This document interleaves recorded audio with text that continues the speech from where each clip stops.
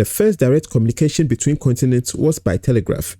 In 1858, the first transatlantic telegraph cable was laid between Ireland and Newfoundland, Canada, but this cable failed only after 3 weeks. Success came in 1866, linking Europe and North America. It took 14 days, 1,852 miles of cable at the bottom of the ocean to connect the continents.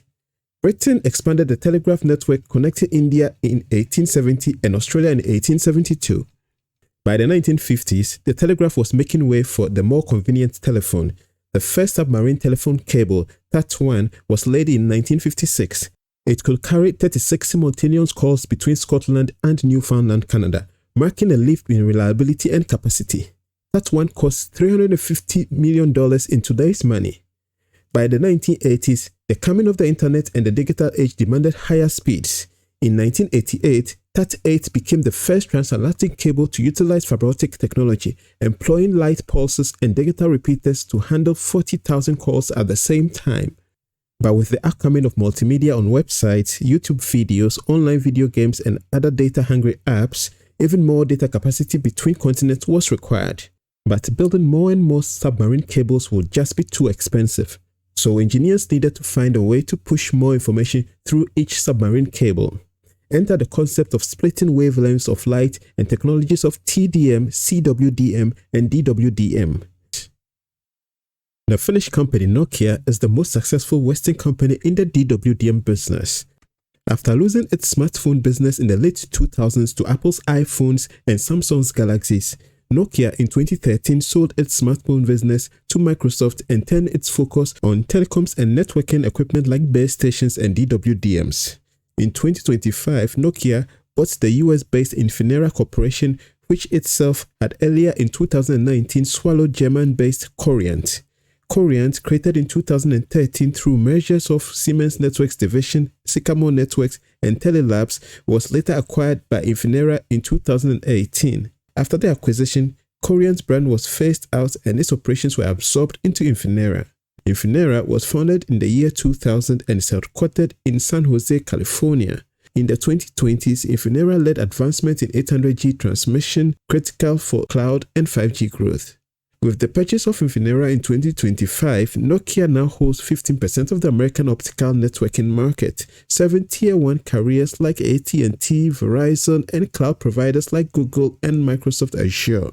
In Europe, it holds about 15% share in optical networking, serving telecom giants like Deutsche Telekom, Vodafone, and Orange. Globally, it operates in about 100-plus countries and commands about a 10% share, competing with the likes of Huawei and Ciena.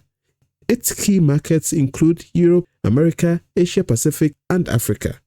With mergers and acquisition, Nokia has now the scale and technology to handle pressure from low-cost rivals like Huawei and established players like Ciena. Nokia's DWDM is called the 1830 Photonic Service Switch, supporting long-haul, metro, and subsea networks. DWDMs come with special features. Let's explain some of these features. ROAD-M stands for Reconfigurable Optical Add-Drop Multiplexer. This feature allows wavelengths to be added, dropped, or routed on-site, making the system more reconfigurable and enabling network operators to remotely provision network traffic. FlexGrid.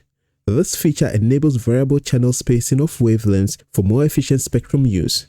FlexGrid is now mandatory for 800G and 1.6 terabyte networks. Proprietary DSP chips. Some DWDMs are powered by in-house designed custom chips that facilitate higher transmission speeds. Ciena's exclusive digital signal processor chipset is called the WaveLogic DSP. Nokia's is the PSE6 and Huawei is ODSP. IP over DWDM. IP over DWDM integrates IP routing within the optical layer. Ciena calls its version Adaptive IP, with Huawei calling its version OptiTrans OTN switching. Comparing DWDMs from public information is difficult, but units from Huawei, Ciena, Nokia, T8, and ZTE all seem to have top wavelength capacity of 800 GB per second per wavelength. The units from China's FiberHome and Indian manufacturers Tejas and UTL have less wavelength capacities at 400 GB per second. Huawei has a model with the highest number of channels at 120, and the rest of the companies have units of up to 96 channels. The maximum throughput for units of Ciena Huawei T8ZT is around 38.4 terabits per second. Most operators seem to regard Huawei and Ciena's offering the best balance between capacity and programmability, while Nokia provides the most flexibility and reconfigurability, good for metro, regional, and core networks.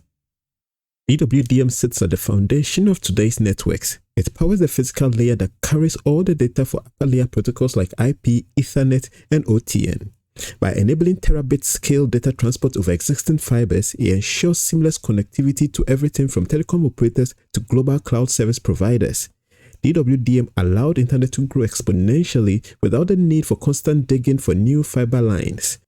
Today, DWDM systems underpin AI searches, 8K video streaming, and virtual reality by delivering petabit-level capacity. The first DWDMs that appeared in the 1990s transferred up to 1 terabit per second. The 2010s with coherent optics transferred 20 terabits per second per fiber, and the 2020s with special division multiplexing (SDM) is transferring about 100 terabits per second per fiber.